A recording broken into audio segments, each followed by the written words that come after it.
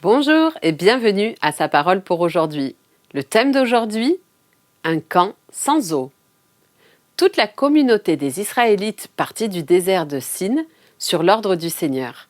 Ils campèrent à Réphidim, mais il n'y avait pas d'eau à boire. Exode chapitre 17, verset 1. Dieu conduisait son peuple à travers le désert grâce à une colonne de feu la nuit et de fumée le jour. Il savait où il devrait passer la nuit ou établir un camp pour plusieurs semaines. Il décidait de toutes les étapes. Pourquoi donc amena-t-il son peuple à Réphidim, une étape où l'eau était absente? Pourquoi lui faire établir un camp dans un tel lieu?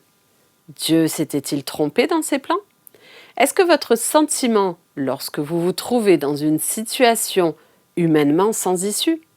Vous avez été obéissant et vous avez prié Dieu de vous protéger, de vous soutenir, de vous procurer tout ce dont vous avez besoin.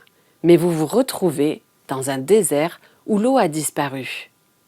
Cette étape avait pourtant été décidée par Dieu pour tester à nouveau la confiance que les Israélites avaient en lui. À peine 6 semaines s'étaient écoulées depuis la traversée de la mer Rouge et déjà le peuple était prêt à protester contre Dieu et Moïse.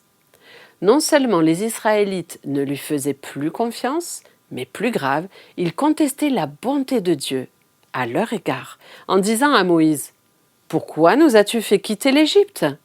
Est-ce pour nous faire mourir de soif ici, avec nos enfants et nos troupeaux ?» Quand vous cessez de faire confiance à Dieu, vous pensez en fait qu'il n'est pas capable, ou peut-être n'est pas désireux de pourvoir à vos besoins.